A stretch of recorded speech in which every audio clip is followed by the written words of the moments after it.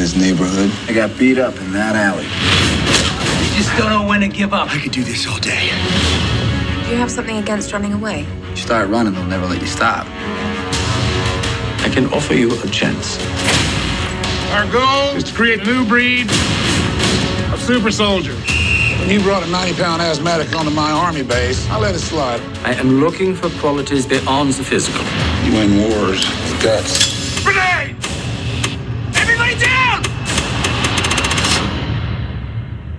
Is this the test? He's still skinny. Whatever happens, stay who you are. Not just a soldier, but a good man.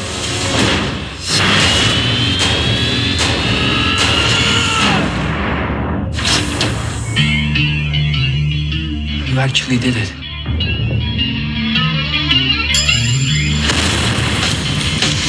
Who the hell are you? The first of many.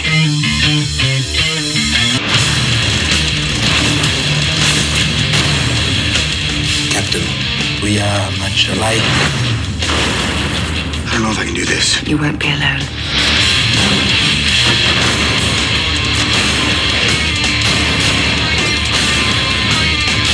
What made you so special? Nothing. I'm just a kid from Brooklyn.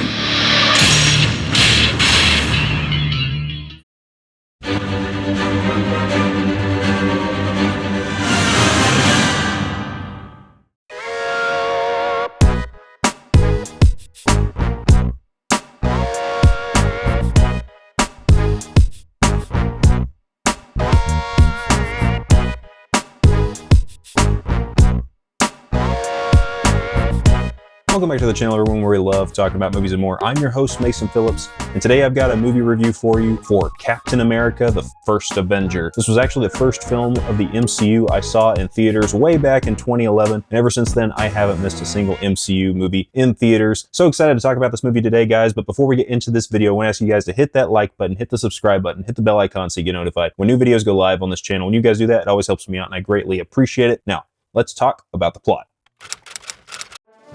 In the midst of 1942, the world is in the throes of war. Steve Rogers wants to do his part and join America's armed forces, but the military rejects him because of his small stature. Finally, Steve gets his chance when he is accepted into an experimental program that turns him into a super soldier called Captain America. Joining forces with Bucky Barnes and Peggy Carter, Captain America leads the fight against the Nazi-backed Hydra organization.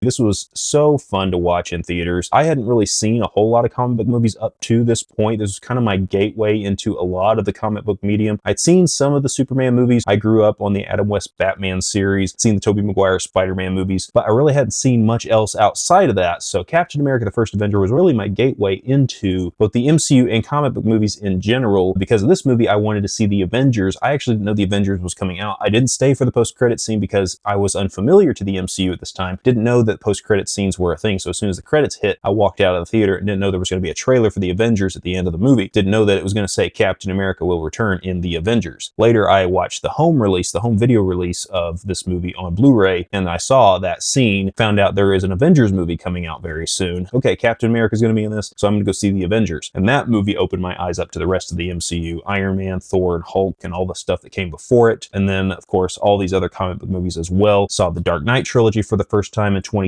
So I got caught up on comic book movies, and it really got me excited to dive into these films, games, animated shows, something I hadn't been exposed to before. Captain America, the First Avenger was my gateway into the comic book movie genre. So I'm so grateful for this movie for doing that for me, and also kind of reigniting my film fandom and getting me excited to go see movies in the theater. I always liked going to the movie theater, but this is the movie that really kind of piqued my interest for it even more so. It's one of the reasons I'm doing this YouTube channel today. If you really think about it, going way back to 2011, it's really what built towards me doing this channel. So I'm grateful to this movie for that. But this movie on its own, I think it's pretty underrated. You know, I don't think a lot of people talk about Captain America, the First Avenger. A lot of people talk about Captain America, the Winter Soldier, and Captain America, Civil War, but they don't credit the First Avenger enough. This is the movie that introduced us to Chris Evans as Captain America. At the time, I knew him as the Human Torch from the Fantastic Four movies. I was kind of skeptical about whether or not he could play this character, but I didn't really have any expectations for the Captain America character. However, I know a lot of people online fine at the time did not. Looking back on the history of this movie, a lot of people were not excited for Chris Evans playing this character, but he won us all over. This film is so great. I love the way it harkens back to that 1940 style. I love that it's a period piece film. That was another gamble for Marvel Studios. They had just been bought by Disney a few years prior to this. This movie was pretty much a gamble from the beginning. They weren't sure if this was going to be the way to go. At one point, it was going to be partially set in the 40s, and then it was going to move into the present day in the back half of the film. I'm so happy they kept it in this 1940s World War II scenario. This is where this character originates, and I think that's where his first story really needed to take place. When it comes to the MCU as a whole, I'm going to be doing a series of videos that will actually be breaking down the timeline of the MCU, and I'm also going to be doing reviews for all of the films and TV shows like I'm doing right now for this. And I think Captain America: The First Avenger is actually the perfect place to start in your MCU chronological watch. Don't start with Iron Man. I recommend you start with The First Avenger. I think this is the best place to start because it sets up so much stuff in the MCU, and you really see where all these breadcrumbs are leading to as you get going. I love the way that this movie kind of sets everything in motion. I'll get more into the deep dive of how the timeline breaks down in those other videos, but I think this is the perfect movie to start your MCU watch with. So I talked about Captain America. I talked about Chris Evans being untested in this role. Nobody really knew what they were getting out of him in this role. He plays the good guy. He's not just a Boy Scout though, you know, he's good for the sake of just wanting to be good. He doesn't like bullies, and I think that's so great. He doesn't have to be this hardened character that then also has this little bit of light to him. No, he's just a good guy. He's a good soldier. He wants to do his part. The fact that he is skinny and doesn't have the physical prowess that he needs to be a soldier, that's not going to stop him. He's going to keep doing what he can to get his foot in the door so that he can get on the battlefield and serve his country. It's a different era. This was a point in time when people really wanted to step out and do what they could. World War II was a time when it really brought a lot of the U.S. together. That era really shaped the values of people like Steve Rogers, wanting to do this for his country just because it was the right thing to do. He wanted to follow his friend Bucky into it. Bucky, Sebastian Stan. We get to see the beginnings of Bucky. Pre-Winter Soldier right here. I love seeing the flip-flop of their relationship where Bucky's the one protecting Steve. It flips later on. Steve then protects Bucky. And of course, unfortunately, it feels like at the time, I didn't know anything about what was going to happen with Bucky. So I thought Bucky actually did die when I was watching this movie in theaters, just like Steve did. And of course, at that point, Bucky then steps up, protects Steve one more time, sacrifices himself so that Steve can take down Hydra and capture Zola. That was really cool. I love that back and forth. They have a great relationship with one another. Speaking of great relationships, Steve and Peggy, one of the most believable couples in the entire MCU. Love Haley Atwell as this character. If you haven't seen her Agent Carter TV show, go give that show a watch. It got cut down, canceled way too soon, only got 2 seasons, should have at least got a 3rd, and I hope one day they actually do finish up her show. Love the back and forth. Peggy fell in love with Steve. She didn't fall in love with Captain America. She fell in love with him before he got the super soldier serum, before he was big and strong. She loved the person that he was, the character qualities that he had, because he was still willing to sacrifice himself, to crawl on top of a grenade, let himself die for the greater good without even having any kind of super soldier powers. So the relationship between them is so sweet, and I love that they wrap it all up when we come to the end of Avengers Endgame and they circle back to this relationship with Peggy and Steve, and they don't just leave it here in the first movie. It was so sad what happens at the end because this movie ends on kind of a bittersweet note. It ends with Steve waking up in the present day. He goes into cryo sleep, wakes up, he's found by S.H.I.E.L.D., interacts with Nick Fury, and he realizes he's a man out of time, and at this point he was about to go on his first date with Peggy. Now they're split by time. He doesn't even know if Peggy's still alive at this point. The movie ends with him saying, "I had a date," goes to credits. So it ends on a really bittersweet tone, and a lot of these movies don't end on that. They defeated the villain, but there was still consequences to what Steve did. He basically did die in a sense. For years, people thought that Steve Rogers had died in World War II. It's a very bittersweet end for this character, but also I think it was a perfect end for the movie. Wasn't expecting it to really go in this direction, and I love how it really tees up everything with him going into the Avengers film and setting himself up in the present day. That was really cool, doing those wraparounds at the beginning, them discovering his body, and then him waking up in the present day at the end of the film. Love how all of that is structured. Speaking of characters that really stood out to me, Tommy Lee Jones, he's one of the people who's able to really ground this movie down and not make it feel like a comic book film. Yeah, you have elements like Red Skull and Hydra and Captain America and all that stuff, but this film really feels grounded specifically because of people like Tommy Lee Jones in playing Colonel Phillips, also Stanley Tucci in playing Erskine. He's another standout in this film. I love his character. You know, it's a very small part. He's only in the very beginning of the film. He's killed off pretty quickly, but he sets in motion everything that's supposed to happen for Steve Rogers going forward in his life, and I thought he was so great in this role as Erskine. This father figure and mentor type to Steve Rogers. Really love that dichotomy, that relationship that they had with each other. The Howling Commandos, Neil McDonough as Dum Dum Dugan, I thought he was great. All the guys there, Jim Morita and all those guys, they were really cool. I love the Howling Commandos and that little team that Steve is with throughout the course of World War II. And then Hugo Weaving as Red Skull. Now, I know he didn't come back for future films, and it's unfortunate that he didn't, because I think he is one of the best villains of the entire Marvel Cinematic Universe. Ross Marquand comes back as the character Red Skull in Avengers Infinity War and Avengers Endgame, but Hugo Weaving plays him here, and I love the way the character's designed, and I love the fact that there's not a reason for this character to turn bad. That's just who he is. He's just a bad guy for the sake of being a bad guy. Perfect opposite to Captain America. Captain America's good for the sake of just wanting to be good, and the Red Skull's bad for just the sake of wanting to be bad. The complete opposite of Captain America. And I think that they did the reversal of these characters so well, because in these movies, there's a lot of times where there's the hero and then there's a villain component to that hero. And it feels kind of lazy when they do that sometimes, like Yellow Jacket and Ant-Man. Felt a little lazy when they did that. But not so much here with Red Skull and Captain America. Perfect opposites to one another, and I love their back and forth. Red Skull, Hugo Weaving was perfect in this role. Toby Jones as Arnim Zola, he was also a really great addition to this film. All the cast members were great. They all delivered amazing performances. Now I want to talk about Joe Johnston directing this movie. I believe he got this movie primarily because of his work on the movie The Rocketeer, so he kind of had an in on this era and how to make films like this. He kind of knew what he was doing already. That was kind of the testing ground for what he could do with Captain America: The First Avenger. Now, I see why they didn't continue with him because of the nature of The Winter Soldier and Civil War. I think at one point he was considering directing Captain America: The Winter Soldier, but I am happy they went with the Russo brothers at the end of the day with that movie. But he was perfect for The First Avenger, this World War II period piece. Not what you would think for a superhero film, but I love that they did that here, and his direction of this film is so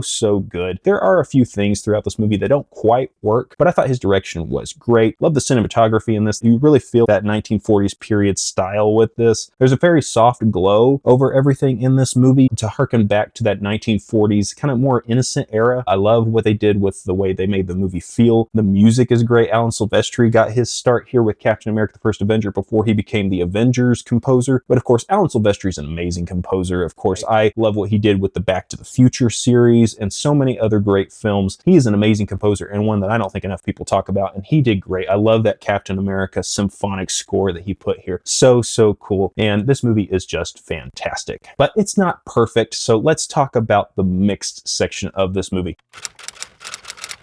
So Captain America: The First Avenger is a great movie. It's not perfect though. There are a few things that are mixed. Primarily for me, it's that we just kind of montage through World War II. We have a good first act and a great third act, but it kind of feels like we just skipped over the second act, went through a montage of him getting the official suit, the new shield, all the missions with the Howling Commandos. There's just not much that happens there. Jump right into it. He rescued these guys. He rescued the Howling Commandos and all these soldiers. Now he's entrusted with this new platoon. Steve is now in charge, and then we just montage through World War II, and then we get to the point when we lose Bucky, and then it sets us up into the third act to take down the Red Skull. So it's not sloppy, but it's kind of weird that it feels like there was an elongated Act 1. It went on for quite a while, and then we just kind of skip over Act 2 really quickly, and then we go on into Act 3. It's a little messy how they just kind of wanted to skip and skirt through Act 2. It's just a little weird. The other part is that I know that when the movie came out, this was the one that was coming out right before the Avengers. So setting this entirely in World War II and not having any of those wraparounds in the present day, I get that that would not have worked in the release order that what they did in releasing this movie right before the Avengers. But I think it would have been nice if Captain America was actually the first movie we got in the MCU. And from what I recall, this movie was supposed to be the movie that started the MCU, not Iron Man. Iron Man, the only reason Iron Man started the MCU is because the heads at Marvel Entertainment at the time wanted to sell toys, and Iron Man was more bankable as a commodity to sell toys rather than Captain America. So they started with Iron Man, but Captain America was supposed to be the true start of the MCU. And when you watch the MCU, the fact that they made this mostly a period piece film, you can really start the MCU now. In hindsight, watch Captain America first before you watch Iron Man. I just wish that it had worked out like that in the first place. But to look at the movie the way it is now, the way it was made, the biggest nitpick I have is that they did just skip over that second act, made it a montage through World War II. Wish they hadn't done that. There's nothing that was absolutely bad about this movie, but it is a little underwhelming when you compare it to The Winter Soldier and to Civil War. But it wasn't meant to be this big bombastic film. It was meant to be this period piece, this initial setup for the character before he went off to become an Avenger and before he went off to do the other films in the Captain America series. So while it is different, it's not a bad different, it's just, it feels a little separated from the remainder of the series. Now that could be a good thing, that could be an awkward thing, but I don't think it's a bad thing. One thing I do wish they had done differently was that I wish that we had more time with Steve Rogers before he became Captain America, and I wish that we had had more with the skinny Steve before we get to Captain America Steve and get to know him more as this character. Now, I think that overall it works for the most part, and the CG does work as far as making him look skinny before that transformation into Captain America, but I just wish we had a little bit more time with him with that version of the character before they transition into the Captain America super soldier side of Steve. Final thoughts, guys. I love Captain America: The First Avenger. This is a really, really fun film and one of my favorites of the MCU, and I always forget how much I love this movie when I go back and rewatch it. It doesn't necessarily stick with you as well as you think it would, but then when you go back and watch it, you realize how great of a movie this actually is and what it did to really set up the character of Captain America and everything going forward in the MCU, and it's actually really, really good. If you guys think that this is one of the weaker films in the MCU, I'm telling you, do yourself a favor. Go back and rewatch this movie, especially before you go see Captain America: Brave New World. Go back and watch Captain America: The First Avenger. I think you'd be doing yourself a favor. It's a phase 1 film, so it feels a little different than the Marvel formula that they kind of implemented after the Avengers going forward. This was kind of pre-Disney because this movie was already kind of set in motion before Disney bought Marvel. So this movie feels of a different time, and I think it benefits from feeling of a different time. I think it works that way. I appreciate this film more and more because of reasons like that. This movie is just so fun. Chris Evans is a standout in this character. Couldn't see anybody else playing Steve Rogers, and this movie is just so fun, so great, and I always love getting a chance to go back and revisit it. If I'm going to give this movie a rating, I've got to give it a 4 out of 5 or a B+ on the letter scale. Not a perfect movie, but a really, really fun movie. Do yourself a favor. If you have seen this movie, go watch it again. If you haven't, do yourself a favor and watch Captain America: The First Avenger. Go down in the comment section if you've seen this movie. Let me know what you thought of this film. I'd love to hear from you. Before you go, remember to hit that like button, subscribe, and hit the bell icon so you get notified when new videos go live on this channel. When you guys do that, it always helps me out and I greatly appreciate it. Hope you all have an awesome and a fantastic day, and I'll see you in the next video.